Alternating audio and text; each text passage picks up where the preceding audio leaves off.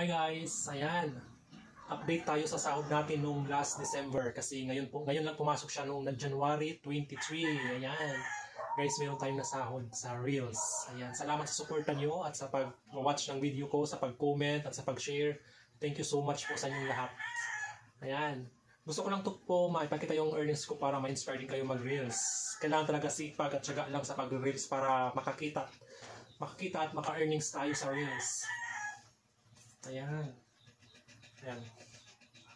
Ayan, lumit yung earnings natin nung last December kasi, di ba, sobrang busy sa December, kailan may Pasko, may New Year, kaya hindi tayo nakapag-engage ng matagal. Pero I'm so thankful pa rin na nakasahod tayo ng ganyang kalaki kasi mahirap hanapin ng ganyang pera, di ba? Walang easy money.